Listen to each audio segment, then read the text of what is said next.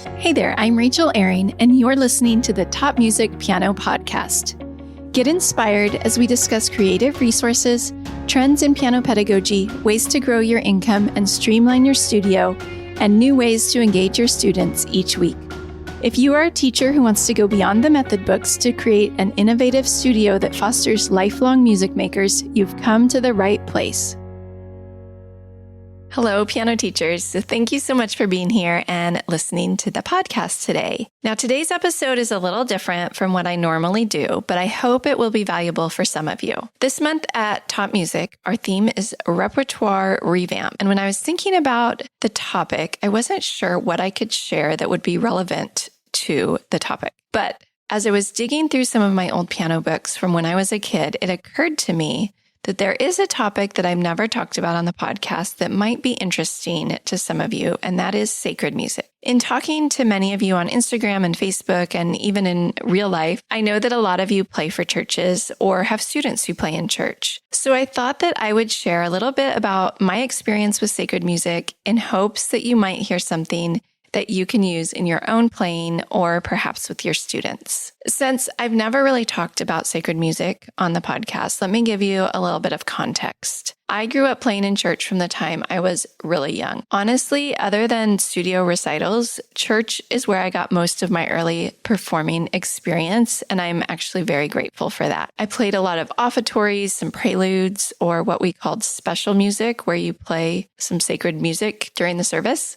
I was really fortunate in that the church I grew up in was very supportive of kids playing music in the services. All of the musicians in that particular church were volunteers, and I believe they still are to this day. So they would all just rotate through like a revolving piano bench. And there were some fantastic pianists that went to the church. I learned so much from those musicians about hymn playing and sight reading and even accompanying a choir. So that was my early experience through high school. But then I actually went to a Christian college in Chicago for my undergrad. And if I pulled out my college diploma, my degree is called a bachelor's degree in sacred music because we were trained not only as performance majors, but also as church musicians. So I guess I'm telling you that so you know that I am legit and I have some experience in this area. Next to accompanying, I honestly probably have the most experience in church music. I've played in a number of different churches over the years, and I still play for a church choir most Sundays here at my job in California. So today, I'm going to share some of my favorite repertoire and what I've learned over the years about playing in church. So let's start back in my childhood church, where I told you I got started in my church playing career. As you probably know, most churches back then sang hymns out of the hymnal. Now, there's kind of a split between churches that still sing traditional hymns and churches that sing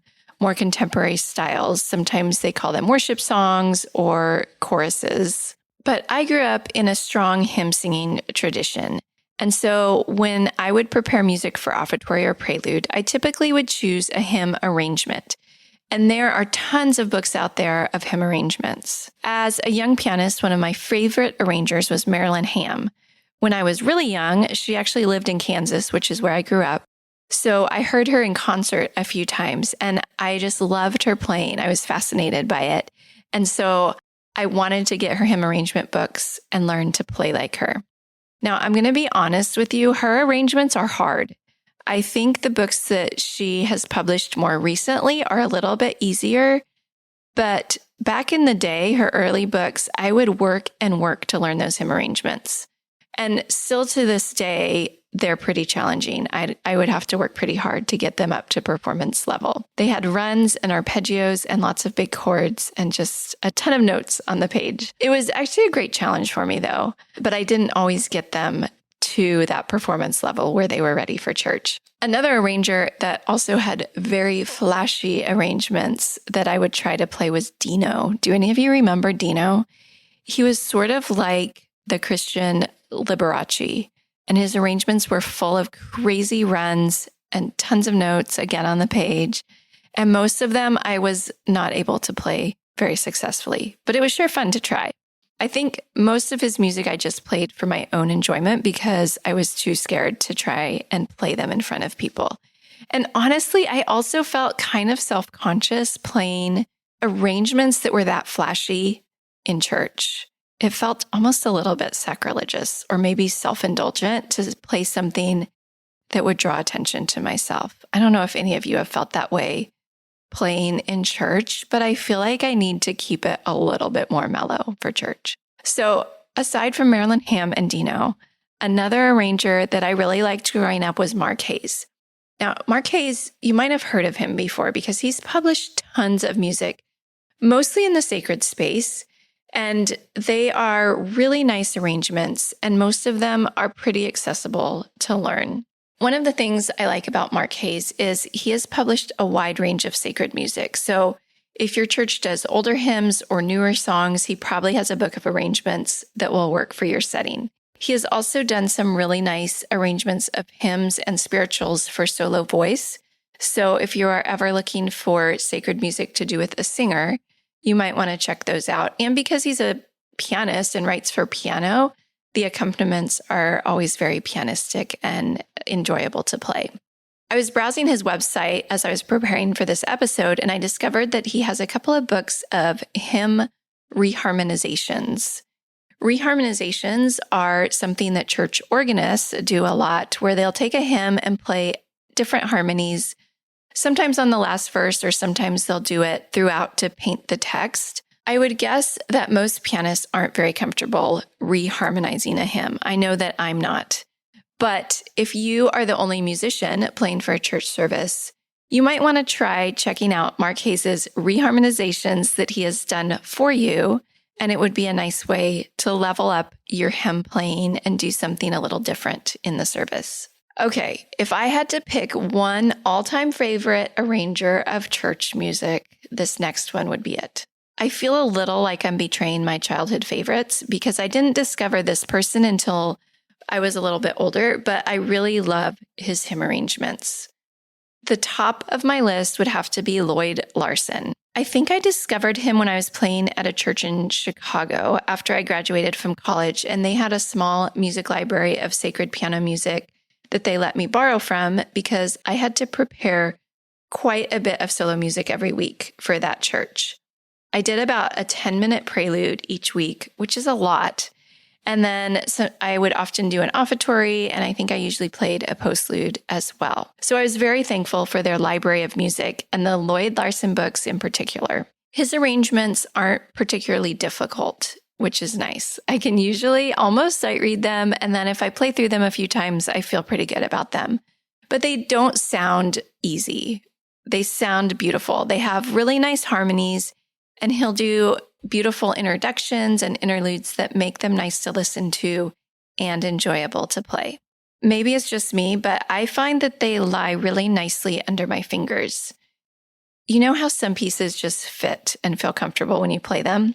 That's how I find Lloyd Larson to be. I have very small hands, so sometimes I have to leave notes out or rearrange chords, but that isn't the case with these arrangements, so I really appreciate that.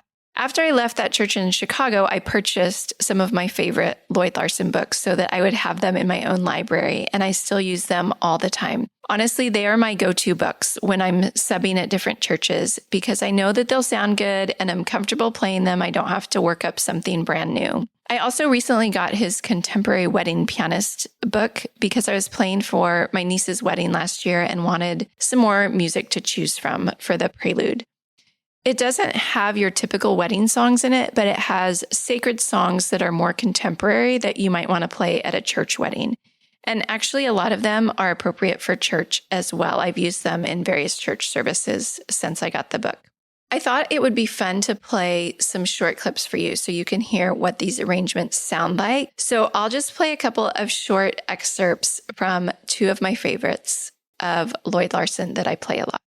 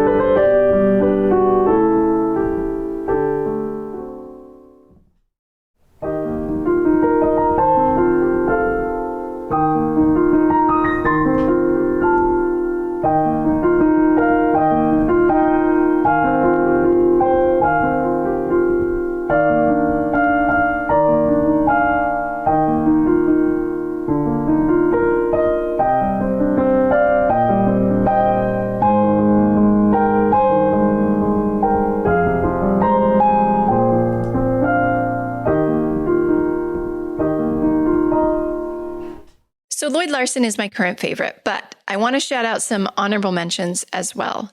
Many of you are familiar with Dennis Alexander from all of his myriad of supplemental repertoire. And I was actually considering doing an episode on repertoire that I loved as a kid more generally than just sacred repertoire. And I was definitely going to talk about Dennis Alexander because I loved playing his music as a kid, or probably a preteen, I suppose. And I still think some of his music is just so beautiful. I'll still sit down and play it sometimes. He has a limited number of sacred books. I don't think I own his Sacred Silhouettes book, but based on what I know of his music, I'm sure they're beautiful arrangements and would probably be great intermediate pieces for students who are starting to play in church, and especially if they're already familiar with Dennis Alexander and enjoy playing his music. Another arranger that I like is Roger House. I only have one of his hymn arrangement books. It's called Heart to Heart. But they're similar to Lloyd Larson in that they're fairly accessible, but sound interesting, and they don't sound simple. Some of them actually take a little bit of work because he does put some technical elements in them, but they're very doable. So I'll just play a short sample from Roger House.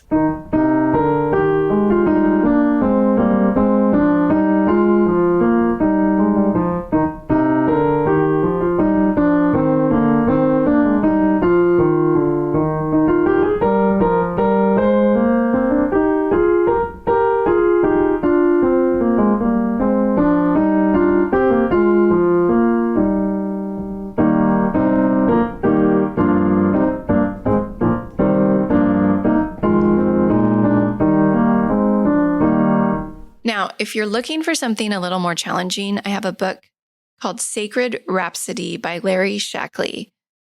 The reason I got this book is because one of my favorite hymns is "O Love That Will Not Let Me Go," and Larry Shackley did an arrangement of it for this book and dedicated it to one of my former teachers. So of course I had to get the book, and it has some really lovely arrangements, and he has several other hymn arrangement books as well. But I will tell you, they're pretty advanced, so just fair warning that you might have to put a little bit of work into them. I'll just play a little bit of the beginning of the arrangement that I talked about, "O Love That Will Not Let Me Go."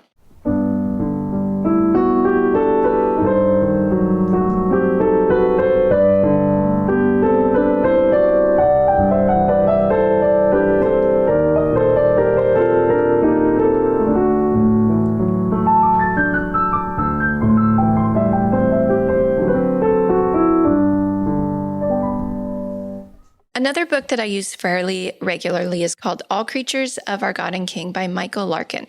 Now, this one is a little different because it does have a few hymn arrangements, but it also has several original compositions by Michael Larkin that are in a traditional sacred style. So, for example, there's one called March Processional Recessional that sounds kind of like Handel's water music is what it reminds me of. There's another one that I like to play called Meditation that is nice for a prelude or an interlude. So I'm just going to play the beginning of the march so you can get an idea of what I mean when I say it's an original composition written in the traditional style.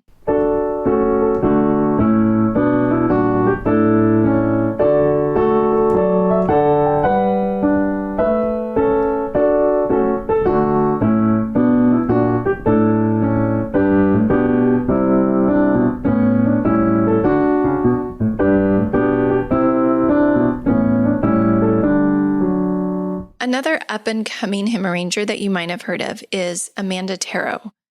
Amanda is probably the youngest composer on this list by a long way. She's probably half the age of anyone else on the list. But she already has a number of books as well as individual pieces published. And I like that she has different levels of hymn arrangements. So you can find music that would be appropriate for your students who are at different levels. So she distinguishes right on the front between beginner, late beginner, early intermediate, intermediate, late intermediate, and so on. So you can find just the right arrangement for your students. I think that's really helpful. And another current composer that you might look at is Susan Staples Bell. She was actually on the podcast a few months ago, and I love talking with her. She's so fun. And she has some really creative compositions. The only sacred one that I've played myself is the Christmas duet arrangement of Breath of Heaven. And it was so beautiful. I played it with my duet partner at Christmas time and everyone loved it. So I'm sure that her other sacred arrangements are really lovely too. She sells those on her website, so you can look them up there. I know there are so many other sacred arrangements out there, but I didn't want to go too far afield from composers and arrangements that I've actually played myself. I would love to hear your suggestions, though. If you have favorite sacred music that you use for church, let me know what it is. And I would also love to know if this is a topic that interests you.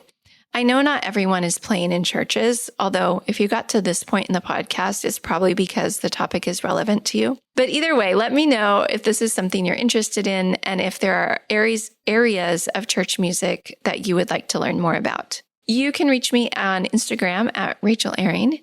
And if you're interested in learning more on the repertoire revamp topic, be sure to check out the free Top Music magazine that comes out at the beginning of each month. If you go to topmusic.co, you can find a link to get your free magazine. Also, be sure to check out the show notes because there's links for the music that I talked about today in the show notes. That's all for today. I hope that you've enjoyed this different kind of episode, and next week I'll be back with another interview, so I hope that you will join me again next week. How do you keep up to date with all the latest trends and research into music education? How do you connect with other teachers around the world and make sure your teaching stays fresh and relevant for students of all ages and stages both now and into the future?